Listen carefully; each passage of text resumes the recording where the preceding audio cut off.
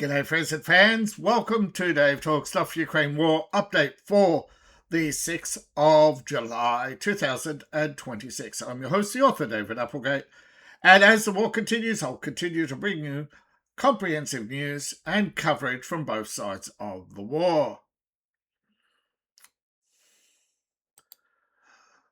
Now, as we see on the Ukraine map, there is a lot of blue and red for a change. That is because, let's be clear on the precise timeline.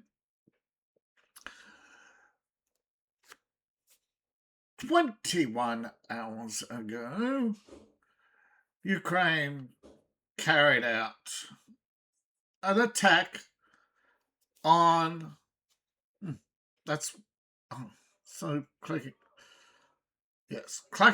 carried out attacks on Lugansk, Donetsk, Zaporozhye, Kherson, and Crimea.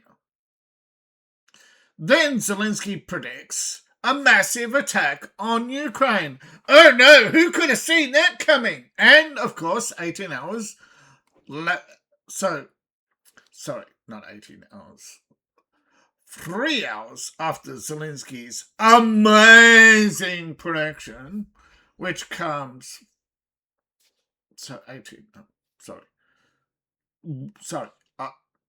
21 hours ago, Ukraine attacks. An hour later, Zelensky makes the amazing prediction that Ukrainian intelligence is warning of an incoming attack. Well, that was actually because they just detected, just because the British told them, hey, our spies are telling us that we just saw some aircraft take off and there's a swarm of drones headed away. So they make the amazing prediction. Of course, they do take time. The drones, not high-speed missiles, and of course the aircraft, air-launched. And first they have to get to altitude. So then, an hour or two after Zelensky's amazing prediction, Ukraine is hit with multiple missiles, multiple drone strikes. And Ukrainians, Captain Sky Shield, even though he knew they were coming, did not protect a warm cup of urine. This is a guy who wants billions of your dollars every month to play Sky Shield. Okay? There is no way you should be giving him a cent. But it is what it is. You have no choice in it. I have no choice in it. No one gets to vote. And Zelensky is not going to hold an election anyway. Neither is Europe. They're trying to squeeze out all the opposition. Every time someone speaks against the Ukraine war, they come under attack. Zelensky was offered a ceasefire. Your man of peace didn't take it. Instead, he responded an hour later, right? The Russians, 24 hours ago, offered a ceasefire. 3 hours later, how does he respond? By dropping bombs. It sounds like a bomber, doesn't it? So we do have all the usual suspects. Not quite. Well, we do have Kyiv, Odessa. Here we have, Samar, Kharkiv.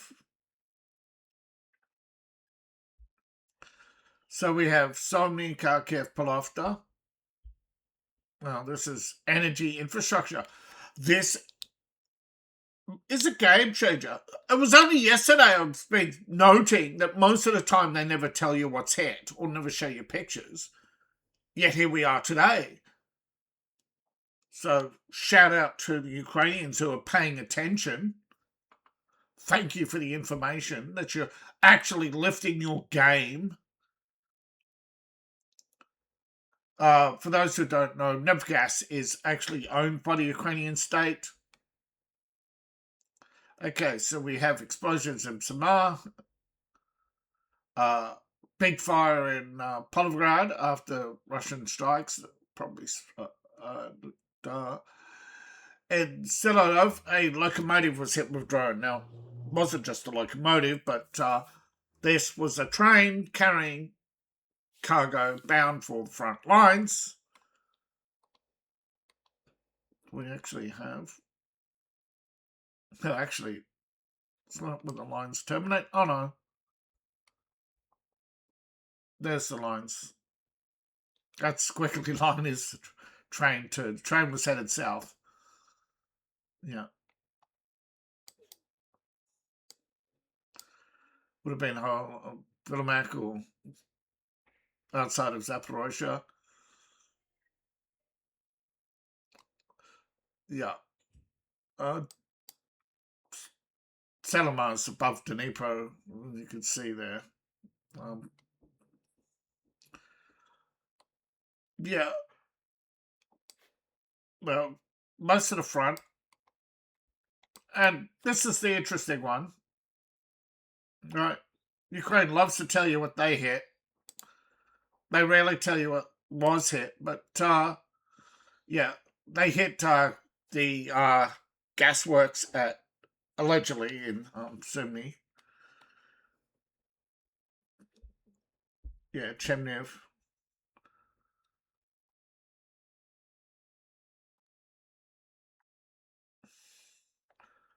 I'll show you. Yep. Let's stop the train. There's the fire. See, trucks. Kyiv, it was a car park full of cars. You wonder why in Kyiv they would hit car park. Well, quite simple. We'll get to that later. But there's all the different reports. There we go. 129 drones. Normally they'd have to launch twice that many to have the same effect. So Ukraine's air defences, you can't argue. You can if you want. But there's the numbers. You go back months and the numbers would be over 200, 238, 240. Common number. They're launching less drones and still hitting the same targets. That's a remarkable decrease in Ukrainian air defences.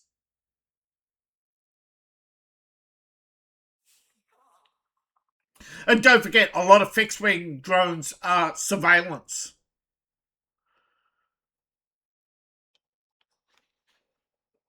Here we have Kyiv from the fire. APT actually shows the sort of. Now, looks like they didn't stabilise the camera. So they were probably caught off guard. What don't you hear? That's right, you don't hear the air raid sirens.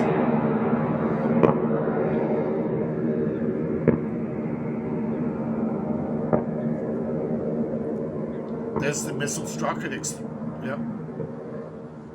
Struck behind the building.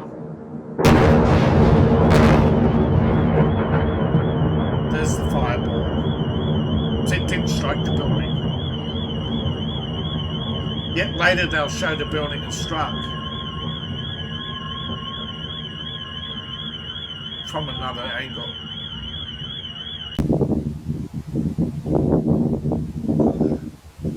But you can clearly see the explosions not on the building. It didn't hit the building.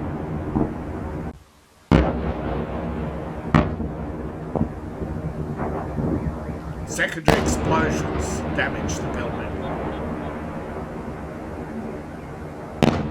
As you can see there, Kyiv is lit, but not that well lit.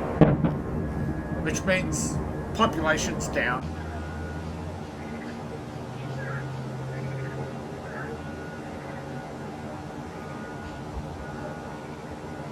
You could population by light source. Look it up.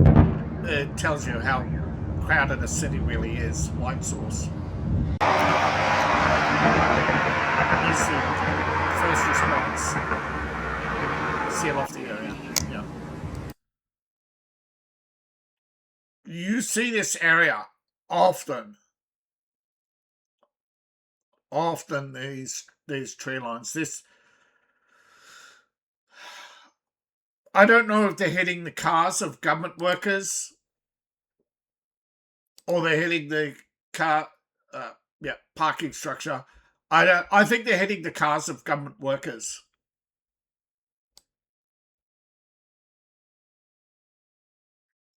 See, it's car park blowing up all the cars. Now, I think that's a horizontal strike. I think that's an air defense missile.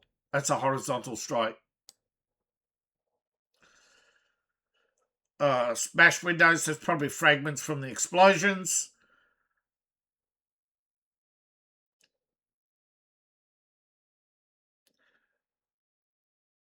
There is a lot. Yeah, a couple of buildings, but yeah. I think they hit the cars of government workers. Who delivers the drones? Yeah, see, look, it's a big car park, but if you notice carefully, what's behind them? Vans. Collection of cars and vans. That's a logistics office. Drone deliveries, yeah? Drone deliveries is what I'm thinking.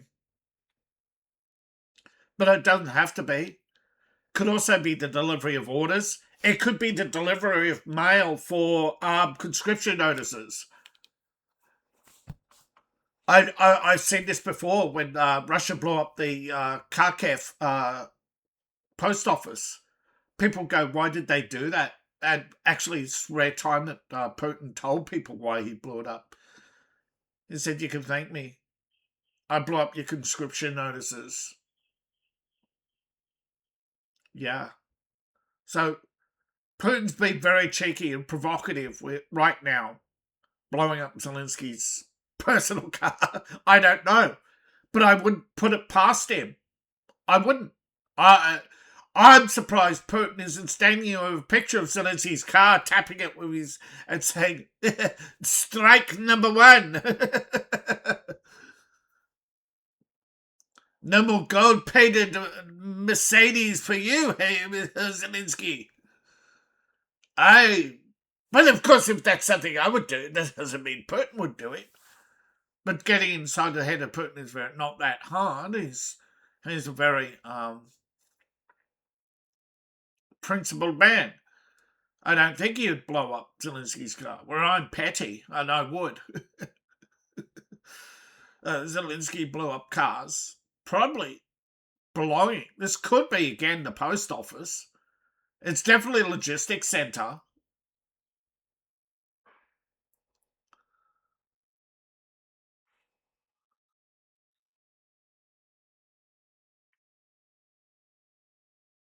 But the blowout of windows is because the garages were open. The overpressure went in at ground level, and of course it hits the back wall. Pressure goes up. It always follows the path of least resistance, right? And then windows blow out. But you can see people inside. So the fires came from what? Secondary after. Yeah, spread of the secondary fire. Because they're too busy watching everything burn and not doing anything. That's, obviously, that's them. That's on them. But you see this same skyline over and over again. Russia hits the same areas almost routinely. And if the Russian troops continue to advance, why wouldn't they hit the same areas routinely? It's working for them. Now, a brief reminder, this channel is sponsored by you, the viewing audience. Empire Vales, that's empirevales.myshopify.com, your one-stop shop for enchanting treasures based on my writing. And these cups are dispatched from within the United States. So, thank you for your purchase. Yeah. And of course, not every time, right? So Zelensky, unable to take out his frustrations on Moscow, turned to easier targets because Moscow has anti-drone targets. Now, your typical belt fed, I looked it up today, is only 1,000 rounds. Russia's increased the turret, the links. Now, they're not manually putting these together. I mean, you imagine, though I have seen troops relinking belts videos. And no, 3,000 rounds, but it's optical. You got the optical and the infrared, but it's processed. Right? It's got target identification. And this little thing, codenamed Bullfrog, is an autonomous weapon station. Citadel's your big system, of course, but these are going on top of tanks, on the back of trucks. Now it's going to take months to spread them out, but yeah.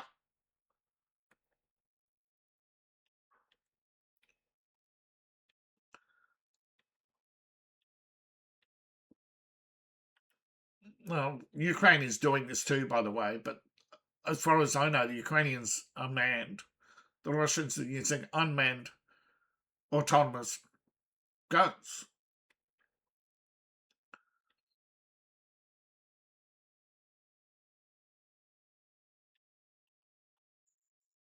No, yeah.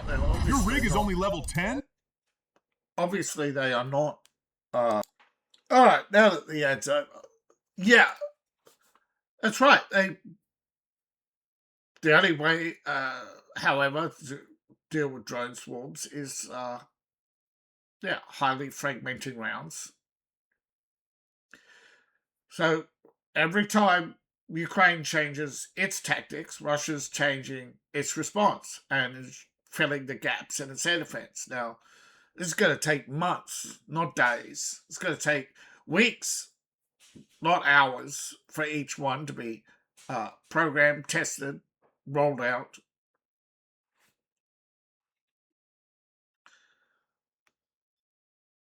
But that's what they're doing. And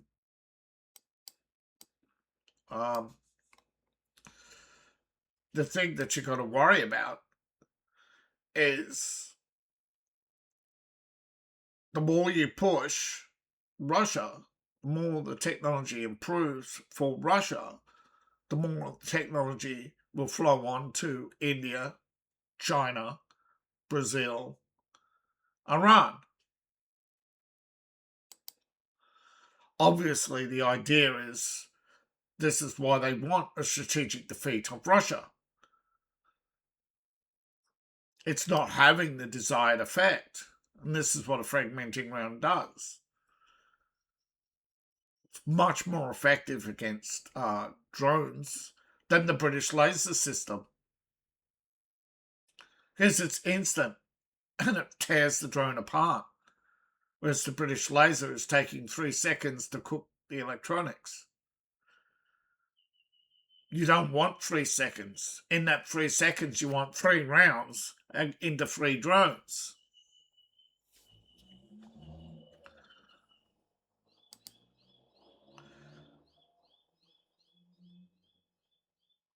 Oh, yeah. They are using manual systems still. Both sides are using manual systems still. Because autonomous systems take time. Hours to build, hours to install, hours to deploy, test.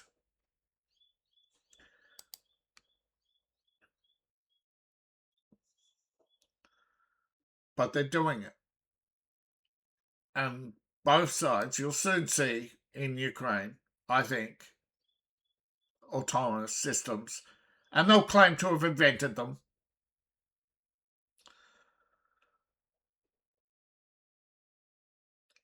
There's the other system. I was showing this last time. This is the one that, this is the bigger gun. 2 barrels, 2 feeds. Now, This is a file photo. Here's to me. They haven't met yet. This is from the last meeting. According to the French, the Americans are going to drop neutrality, according to the French. We'll see if that happens. And just for the idiots out there who are going to scream about Russian disinformation, this is Ukrainian. See, Ukrainian intelligence. Hey, they're preparing for a new massive attack. What did you do? Oh, don't ignore the fact that we just attacked them. Yeah. Knowing every time they attack Russia, they get retaliated. So, it's like predicting, well, it's going to be a lottery next week, Yeah. Or Nancy Pelosi's going to be drunk, What a prediction to make.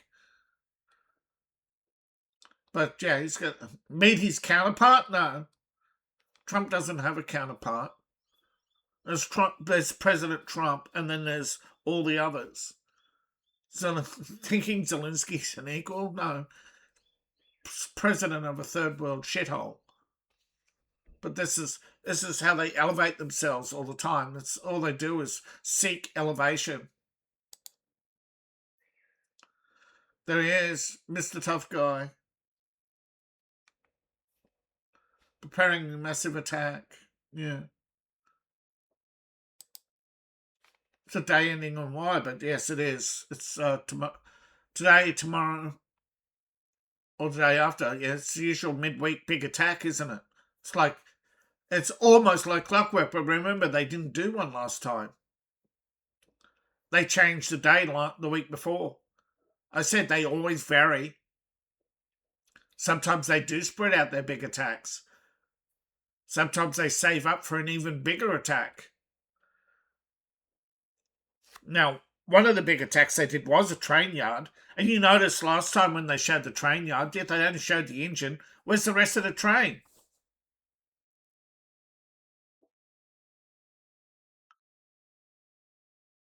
See, Ukraine doesn't tell us the truth. Because they want someone to leak the truth so they can arrest them. So they can play the silly childish spy games. You're helping the Russians. So they can have their big show trials to keep the populace scared to speak out. Because you see neighbour getting arrested, you're less likely to speak out, aren't you? Because you don't want to get arrested. But eventually, Ukrainians are going to speak out because there's no point. They're going to realise that no matter what they do, no matter how silent they remain, the shit isn't going to stop. It's like China. China's the same way. China, more and more Chinese are speaking out. Sabotaging China. They don't want to go to war. The soldiers don't want to go to war. They're draining the missiles. They drain the missiles of fuel and put water in them so they can't be launched.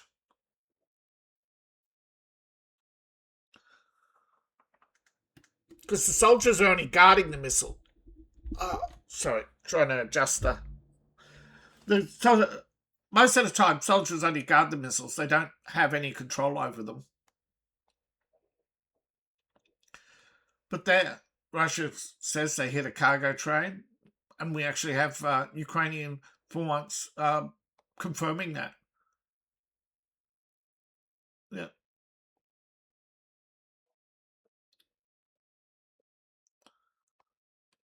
Because Russian media showed the live. Now, it's on Russia's media, which I can't access. I can only get the English translations. Because my country feels that it is so important that I am protected from misinformation of actual videos of war, yeah. Of actual proof of what's going on.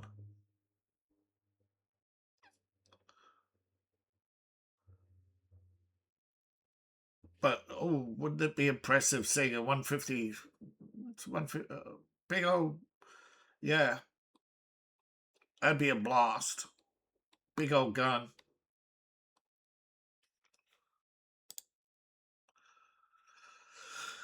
You wish. in an interview, according to ex-Austrian Foreign Minister, the Brussels geopolitical agenda is shifting. The historical focus on trade, the new liberal order. Post-World War II, Europe designed the liberal New World Order, and the liberal New World Order was peace through trade. This was designed by Roosevelt and Churchill and a couple of European leaders. And then when Roosevelt died, it was somewhat taken on by Truman, although he was more hawkish than Roosevelt, and that led to the Korean and Vietnam Wars. But Europe wasn't exactly holding things together as well. And European pseudo-peacekeepers never achieved peace. So as the 80s rolled round, Europe took a more passive approach for the 80s and 90s, particularly. Although they took part in a few engagements, they pretty much didn't achieve anything. Yet they continue to self-congratulate. But she's saying the cat's out of the bag, that they want a prolonged war with Russia.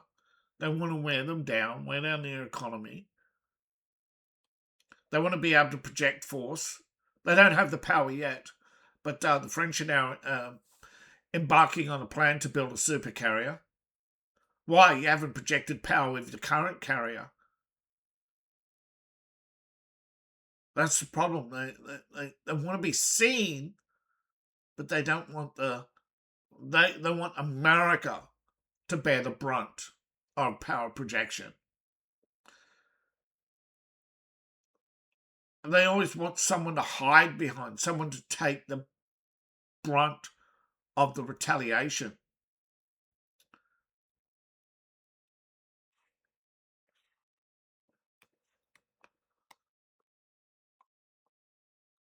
And meanwhile, China and Russia are projecting power to each other, showing mutual support. Europe can't do that. Europe can't get out of its own arrogance. This idea that don't always come out on top, but they don't put in the effort.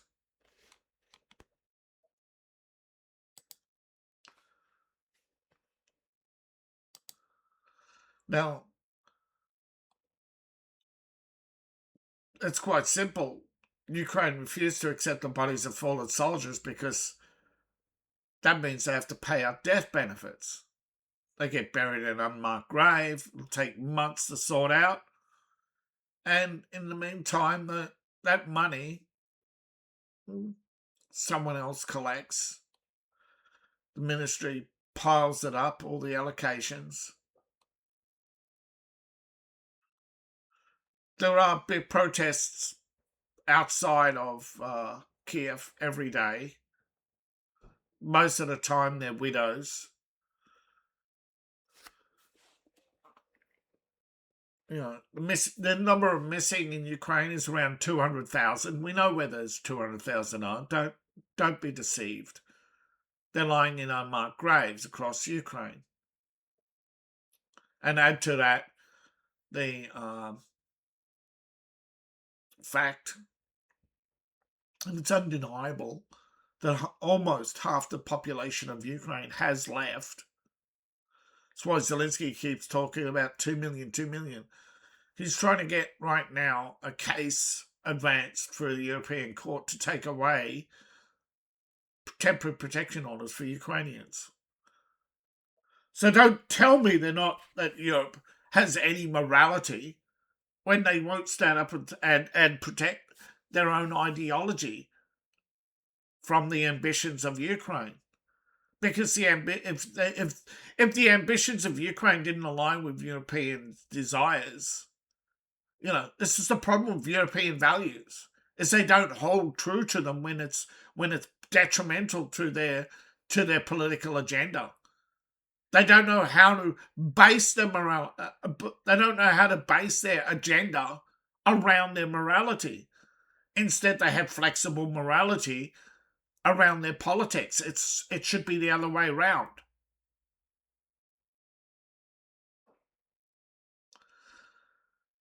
There was to be a humanitarian handover. I believe the Red Cross have taken, but Ukraine did not respond. I believe the Red Cross, however, has taken bodies for burial.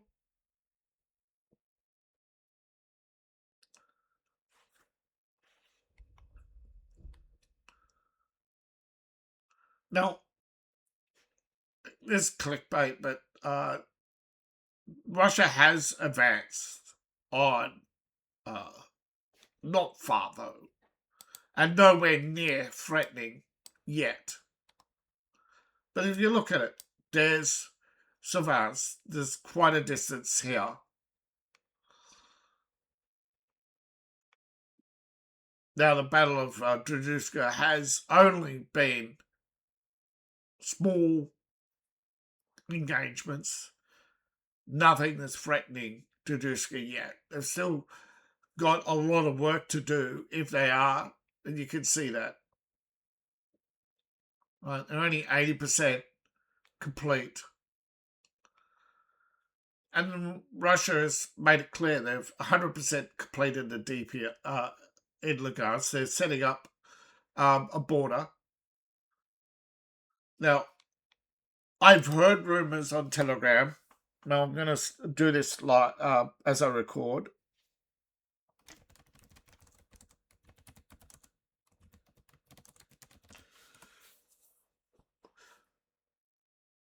Well, not actively, but it has fortified some boundaries, yeah, the physical barriers. There's a fortified barrier, the peninsula. There's a front line. Finland, yep, they've put up a fence against Finland. Latvia and Estonia, Georgia, they have constructed. Yeah, Norway as well.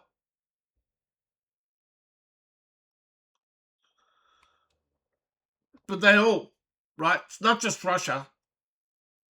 But yeah, Russia's putting up a border wall. But I've heard that, they're planning a huge project from Russia. Yeah, they built a border wall too. Yeah.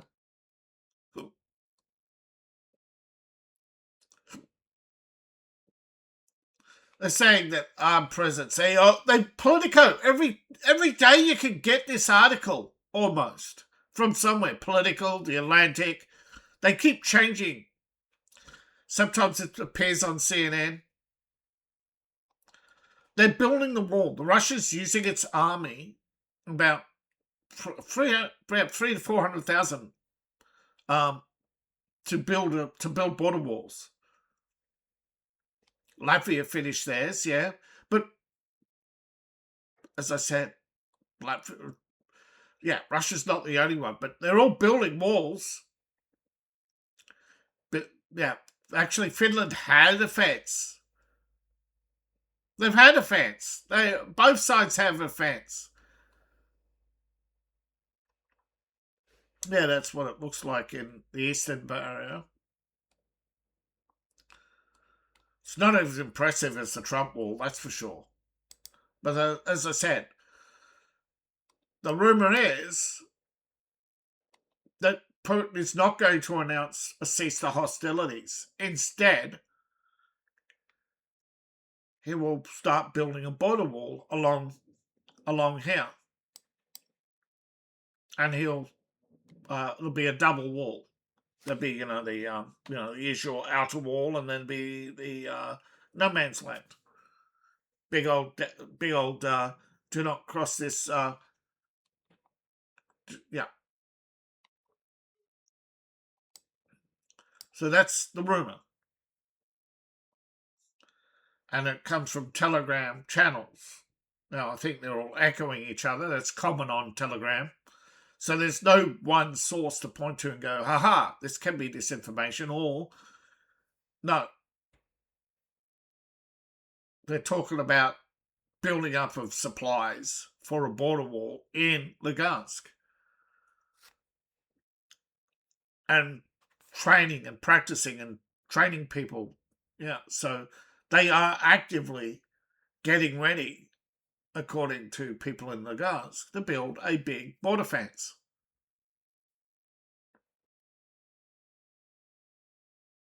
Then they're not going to wait for Ukraine to accept the end of the war. They're not even going to announce the end of the war. They're just going to start doing it. And as hostilities cease in areas, they're going to try and maintain the military presence there for years to come until Ukraine completely just gives up and goes away. But what Ukraine keeps whining about and why Ukraine keeps fighting is because they want the European army to come in. Now, I think there's a reason for that, and that is after the war, Zelensky wants to round up everyone's guns so that he can stay in power. He wants a state of hostilities, like North Korea style state of hostilities, so he can stay in power. But to do that, he needs an occupying force, because his armies and his fanatical supporters, they're not going to accept the end of the war. Plus, don't forget, Ukraine has a huge clone problem right now that they're not talking about. Remember all their drone guys with cigarette smugglers? You think they're going to go? Yeah, those who haven't gone on to steal millions of dollars and run away to Europe, they're not going to be valuable after the war. Ukraine will pivot to a first point. They'll shut that down. They're not going to.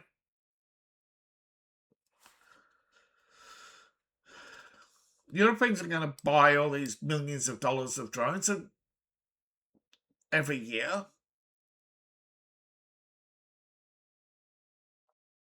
But 3,000 drones a month. Why? You have the initial drones, and just gear up the next time we need them. No, there's no point. It's the same with all these 3D printed intercept drones. Well, they're not really 3D printed. It's just a buzzword they use. But those, like I said, they got sent back from the UAE.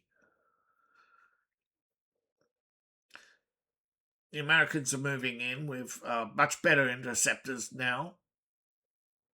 Europe is looking for its own, France and Germany, working with Poland to get its own interceptor operations going. There's no indication that any of Zelensky's plans are long term. That doesn't mean that there might not be something in the works with, but these Flamingo missiles are a dud.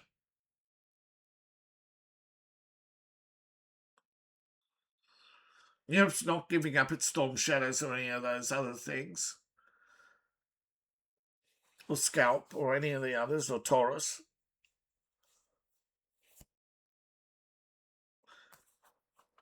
Poland, after testing the Flamingos, didn't buy any more, that is. So where is it going from here? All I can see,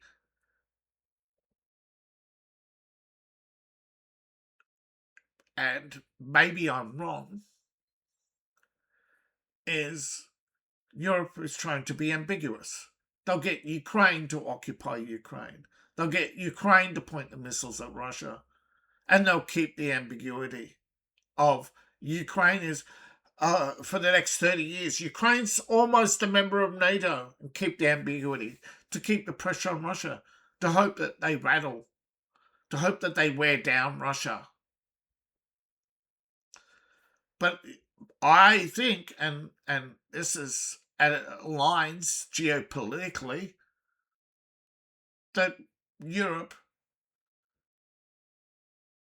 is playing US and China against each other through the Ukraine war. Playing their silly, well, can we get a better deal? Can we get a better deal? You know, playing the childish games because they can't keep their word. They always got to try and get more out of you. They can't accept it. They can't accept a mutually beneficial deal. It always has to be one-sided. We have to get more, but we have to get more. We're the customer. We're always right. We want more. And of course, China's happy to play that game because ultimately China wins with the destruction of Russia, which India doesn't want, but they're trying to leverage Russia as well. So they're trying to undermine Russia as well to push Russia towards them. So they're playing mutually ambiguous games, you know, with the Indians in Ukraine, trying to keep and selling ammunition to Ukraine cheaply, undermining Russia's position, but at the same time, you know, doing big development deals on long-range missiles, but you haven't seen anything. The same with this deal with North Korea. It's not the big game changer. It's only a handful of jets and a few thousand men to help with border security. Again, it's big on paper, but on the scale of the war, none of the foreign contributions to Russia have been anything other than a drop in the ocean. It's not making. And again,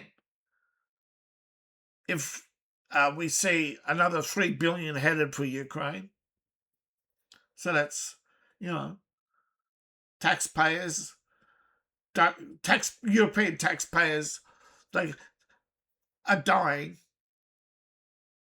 They want to blame everything on the heat wave. Now, New York, the reason why they can't run air conditioners in New York and having blackouts is because they shut down the nuclear power station, didn't they? And I think they're going to shut down one of the stations in Ukraine. So one of the reasons why I think one of the reasons why Russia is preparing to shut down one of the stations is because they don't want it to, because again, they want to hurt the Europeans back, don't they? You hurt me where I hurt you. So in the tit for tat. See, one of the reasons why I think Europe also wants Ukraine is that Ukraine has an overabundance of electricity.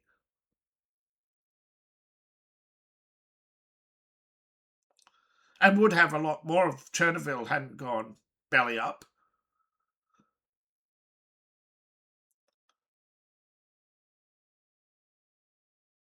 But I think they do want to start testing graphene and other product RAM materials on the Chernobyl site, and that's what happened because they don't want that. They don't want that dry ground turning to a. They don't want spreading desertification. They want to start greening that place up. Otherwise, they will start getting more and more, brush fires, no greenery. The ground will dry up. It'll start leaching water from other areas.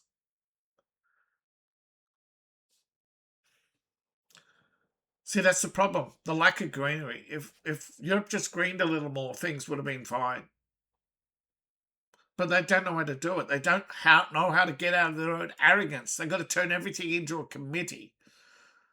They're always got to agree on the optimal politics. They're always going to make people suffer first so that the people will be clapping with gratitude as the boots lifted from their neck. So the Ukraine war is bringing out the worst in humanity. So ending it would be a huge blow to the liberal establishment and the war profiteers. Do you really think that 30 You really think that 60 billion European military assistance package is spent anywhere other than in Europe? Thank you for watching. Please like, share, and subscribe. Please support the channel. You can support me on Ko-Fi, Patreon, buy my books, buy my merch. All my links are in the link tree. Now you find that in the description, profile, description below, or scan the QR code on the screen. Appreciate each and every one of you. See you in the next video. Bye for now.